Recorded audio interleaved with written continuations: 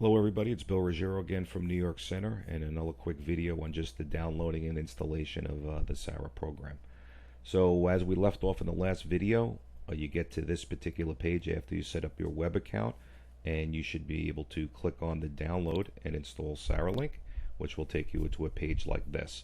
Notice there is a version number, and I do update the program constantly based on our needs and our feedback, so that's just something to be aware of. When you have SARA installed, when it boots up, it will check for a newer version and download that newer version.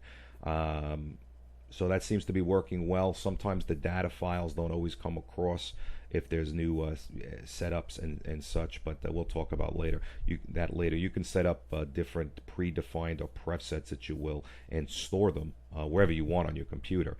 So that stuff obviously you have to just be aware of. But basically it will push the new code and the new files to you automatically. It does check on boot up. So to install SARA, the first thing you would do is click this install button. It'll bring up standard Windows type dialog boxes. The first thing it'll do is ask you if you'd like to download something, and you hit yes, save. And of course down here, if you're using Chrome or a similar browser, it's going to say it's a commonly they could be dangerous. I recommend you hit keep. If you don't hit keep, you won't get it.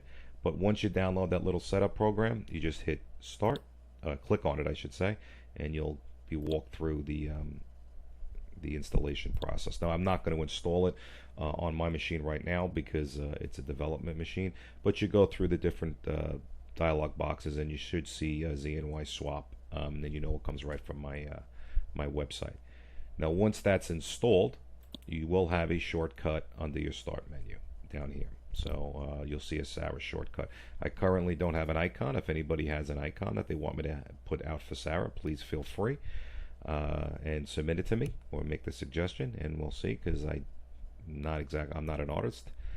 But once that's installed and you click SARA, you should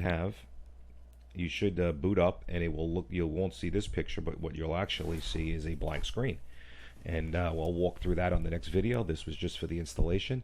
The big things are again, you have to have a NewYorkCenterSwap.org account. It is the same credentials. You can download and install SARA, use the same username and password for that.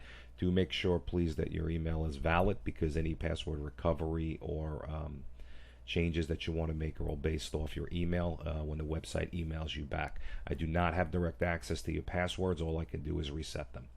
And once on the next video, we'll talk about logging in and getting your first screen set up.